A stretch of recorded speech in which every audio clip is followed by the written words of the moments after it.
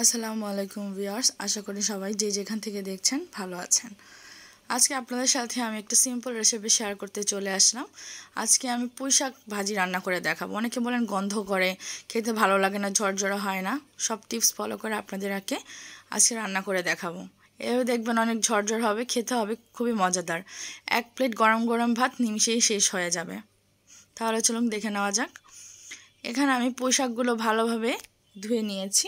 আমি কিন্তু এখানে ডাঁটাও নিয়েছি, ভালোভাবে ধুয়ে পানি ঝরিয়ে রেখেছি। এখানে অবশ্যই চেষ্টা করবেন শাকটা ভালোভাবে ধুয়ে নেওয়ার, আর অবশ্যই একটু পানি ঝরিয়ে নেবেন।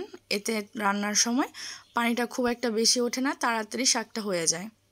আমি একটু কেটে দেখাবো আমি কিভাবে কেটে নিচ্ছি শাকগুলো। একদম ছোট ছোট করে কুচি করে নিচ্ছি।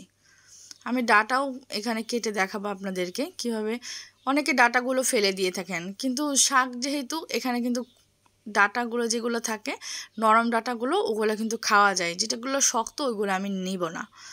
এইগুলো দেখেন আমি যে নরম নরম ডাঁটাগুলো আছে সবগুলো নিয়ে নিয়েছি। এভাবে আমি ছোট ছোট করে কুচি করে নিয়েছি।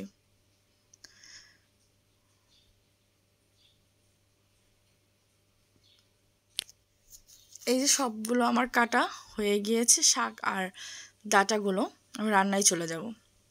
হাই হিটের থেকে একটু কম মাঝারি আছে চুলা অন করে আমি এখানে সবগুলো শাক দিয়ে দিলাম। 6-7টা কাঁচামরিচ আমি এখানে ফালি করে দিয়েছি। আপনারা যেমন ঝাল খেতে চান কম বেশি করে নিতে পারেন। এখানে আমি একটা মাঝারি সাইজের পেঁয়াজ কুচি করে নিয়েছি। এখানে স্বাদ অনুযায়ী লবণ দিয়ে নিয়েছি। যেহেতু শাকটা পানি উঠে কমে যাবে, সে অনুযায়ী লবণটা একটু কমিয়ে দেওয়ার চেষ্টা করবেন, নাহলে তিতা হয়ে যাওয়ার সম্ভাবনা থাকবে অবশ্যই। আমি একটু হালকাভাবে নেড়ে চেড়ে দিচ্ছি। আর শাক কিন্তু ঢেকে রান্না করা যাবে না, শাক কখনও ঢেকে রান্না করতে হয় না। আমি মাঝারি আছে শাকগুলো 5-6 মিনিট সিদ্ধ করে নিচ্ছি। এই দেখেন পানি অলরেডি বের হয়েছে। এই পানিটা শুষে নেওয়া পর্যন্ত আমি এটা নেড়ে চেড়ে নেব। অবশ্যই চেষ্টা করবেন শাক হাই হিটে রান্না করার জন্য, ঢাকবেন না। এতে খাবারের যে শাকটা যে কালারও নষ্ট হয়ে যাবে, খাবারের যে পুষ্টিমানটা থাকে সেটাও আর থাকবে না। আমি বারবার নেড়ে চেড়ে এক পাশ রেখে 2 মিনিট পর আবার উল্টিয়ে পাল্টিয়ে পানিটা শুকিয়ে নিচ্ছি। আমার শাকের মাঝে কিন্তু পানি একদম শুকিয়ে গিয়েছে।